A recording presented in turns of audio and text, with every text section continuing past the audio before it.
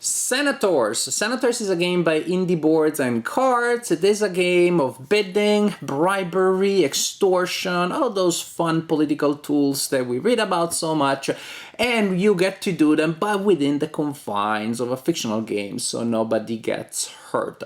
It is set in ancient Rome, and fun fact, I played this game with Italian friends that are more conversant with Italian politics than I am. I'm busy enough following the American mess. And these Italian friends know that, oh my gosh, the face on the cover, that is the portrait of an actual Italian senator, not from back then, like a contemporary Italian politician who happens to be a senator. Maybe the artist just Googled Italian senator. I will not tell you who the guy is, I'll leave it to you to have the fun to figure it out. But there's that weird thing. Maybe then the game is a commentary on Italian politics. I don't know. I know that it is a game with mechanics that I'm very fond of, such as bidding. So that was a game that I was excited to play, and I played it. I'm gonna show you how it works, and at the end of this video, I'm gonna tell you what I think. Each player in the game has a nice fancy screen such as this one that also works as a player aid, and you will use it to hide your stuff, to hide your money, to be able to look at your cards privately. Also, each player has a pool of these tokens here that will be used for bidding during the game. One of them technically would need to go here on that track, which represents the victory point track, so to speak. Meaning, during the game, you are collecting money that then you convert into senators that are your allies. Basically, you collect money so you can bribe them.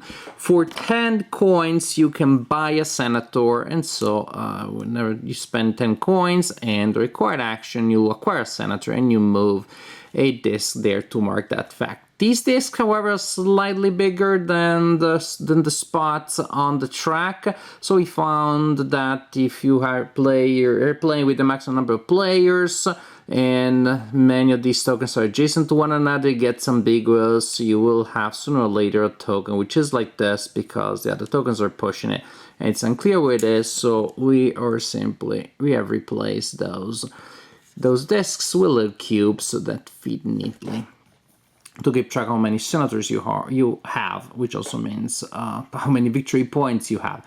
In a pinch, you may also sell your senators, but you only gain 5 coins, and that's pretty bad because remember it costs 10 to buy a senator. At the end of the game, the player with the most senators will win the game, so that's how important it is. During the game, you will use event cards. Some of these event cards are wars. When the 4th war is drawn, you don't even need to resolve that one. The game is over abruptly, and at the point, the player with the most senators wins the game. But before we get there, we need to actually play the game. Now, when it is your turn, the first thing that you do is you draw an event card and you simply implement the text. You do what it says. It is pretty much self-explanatory. Just if you draw a war card, after resolving it, you need to set it aside so the players know how many war cards have been resolved and how close we are to the end of the game. Then the active player, after resolving their events, will take one of 3 actions. One thing that you can do is to start an auction. When you start an auction, you you turn face up a card from each of these 4 decks. 3 of these decks have resources, basically cards that are marked by the type of resource, iron, wood, but that there are available to olives, meat, grain, cloth, etc., etc. And then you have a number there. So those are the 2 pieces of information that matter. So when you start an auction, 3 resources and 1 office will become available. And these are cards that will give you different types of advantage, simply advantages. The one that is described in the text. So these 4 cards become available and players will bid. Now, starting with the next player, basically not the player that started the auction, players have a chance now of placing their tokens under the cards that they want. You can place several tokens, you don't have to place any. Suppose again the pink has started an auction, next player is blue and says, oh, I like that wood, I like to spend 2 for that. And that's all the blue wants to spend. And then green player thinks like, I do like the wood, I think I could play 3, but I really like that wood there and I'm willing to do that. Basically, each player will get a chance to place cubes. Each player gets a chance only once, so if you skip your chance, well, too bad for you.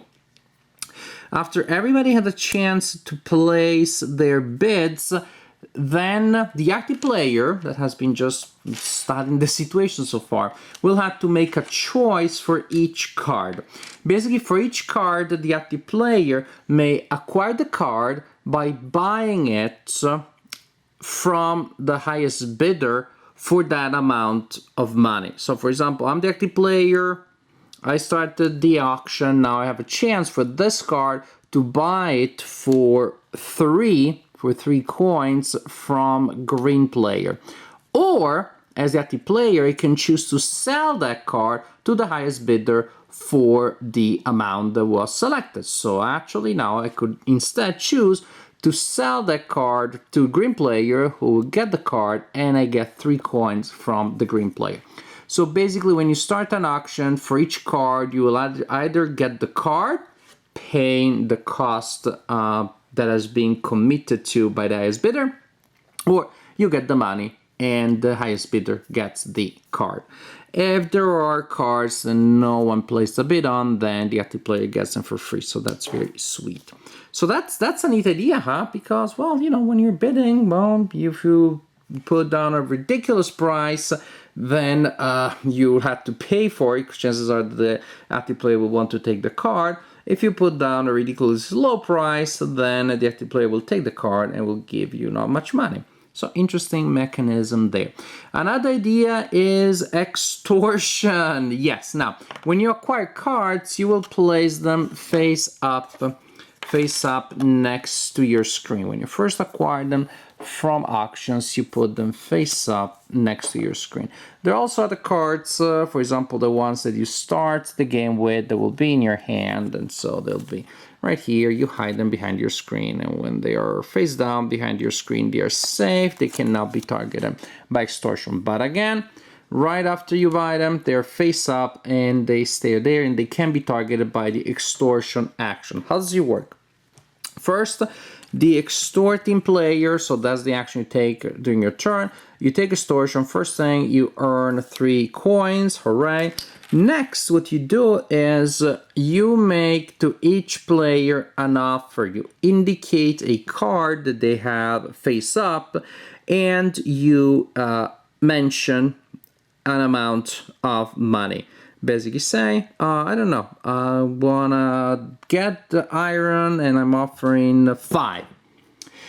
The player that was targeted by extortion can at that point pay that amount of money to retain their card, or give the card to that player and receive from that player the money instead. So again, when I'm targeting one of your cards for the extortion, I indicate the card, I say a price, and I'll end up either getting the card, paying you that price, or you keep the card and I get that amount of money. So again, balance is key. Another thing that I can do is, and this is the third possible action, again, every turn you will have to take one of these actions, is to cash in. Interesting enough, when you declare the cash in option, everybody else can take it too. They kind of like, ride on the glory of your cash in action. But they have to pay you money if they want to do so. When you cash in, that is when you can sell your cards. You can sell cards, you can sell a set of 3 cards of the same type, say 3 iron, 3 wood, or 3 cloth. Or you can sell a set of 3 cards that have different materials, but they have the same value. Say we can sell a set of 6 cards, 6 of wood, 6 of iron, and 6 of cloth. Also, if you have three consecutive cards, three consecutive values, say 4, 5, 6, of the same kind, you get to score 15 extra coins. You collect 15 extra coins, so that is super sweet.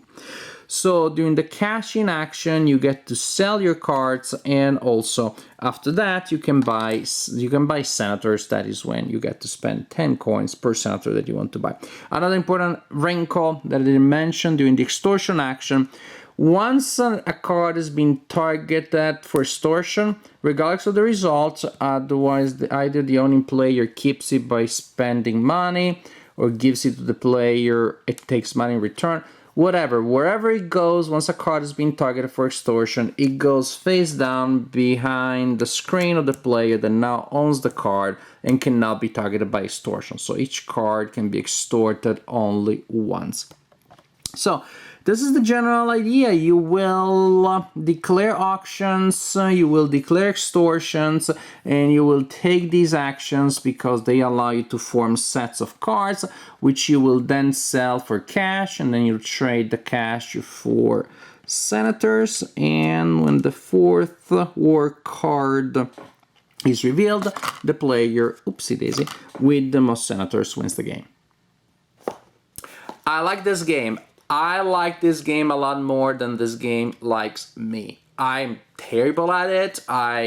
If you play with 5 players, I start jumping and celebrating on 4th. I don't know how it is that I can get the strategy, I can get it right, but I like it. I still like it, and that the players that played well and win it like it too. So it's a great game. I could play it right now, even though I know I'm doomed. Maybe I'll play with my 6 and 8-year-old daughter, so I will win, and they'll cry. So now that's not gonna be a good thing either. But it's a good game. It's a good game. It has such a smart way of implementing bidding. And I like bidding in games. I'm not very good at it, but I like it. I like it in, say, games like Fist of Dragonstones. It does it marvelously. Here it is in such an original way because you set the price, but you don't know yet if you're gonna get that money or pay that money. Bidding, of course, is always about getting that perfect range in which you're getting something, but you're not overpaying for it. And here it's an interesting twist. You still have that challenge, and it's still about well, getting the right resources, etc., etc., etc. The fact that you will score, you will gain money, so you can buy senators, you will get money from sets, that's very important because it adds an extra level of interaction, as in fact you're trying to figure out what other players have. Everybody starts with some cards that are secret, but after a while you see what players are getting, and the player is really trying to spend a lot to get a card that doesn't look all that great. Either they're bluffing, which is possible, or that will allow them to create a powerful set. So the value of the cards is not equal. It depends on the sets you're trying to do, of course, to form, and also on the sets that you believe the opponents are trying to create. And there's a really nice pendulum here, as of course you're spending money to buy resources, and those resources, after you have a good set, they'll give you more money. So you're swinging from moments in which you have maybe a lot of cash and not a lot of cards, and then you need to spend it because you need those cards, and now you have good cards but not a lot of cash, which is not a problem if in fact it is the time where you can score that set and get a lot of cash and buy senators and still have enough to buy more cards. So you should have usually a good amount of money or a good amount of cards. Unless you're me, for some reason I'm always short of cash and without any useful cards. Again, I want to stress out how bad I am at this game to tell you how good it must be, because I still enjoy it so much. Still trying to figure out what is the right price for everything, how much I'm gonna extort from everybody, and if I'm the target of an extortion, trying to decide if in fact is the right time to relinquish a card or I should just fight for it. Those are all interesting decisions, and of course almost virtually every action in the game will involve everybody. When there's an auction, everybody has at least a chance of bidding on that one. When there's an extortion, Whether you're the extortionist or you're the target of an extortion, there's still decisions to be made. When you're the extortionist, of course, you have to decide the price, but also which card you're gonna take, again, based on what you're trying to do and what you are trying to prevent the opponent from doing.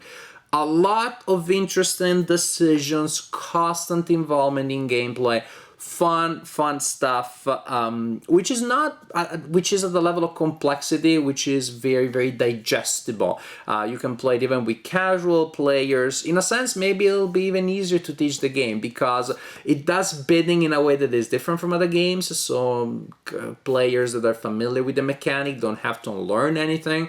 And yes, because the mechanics are so original, I saw my players being a little disoriented at first, but halfway through the first round, everybody knew what was happening and was really enjoying the game. Everybody played it enjoyed it, whether they did well or whether they suck like I do at this game. I like this game. The game doesn't like me, but it doesn't matter.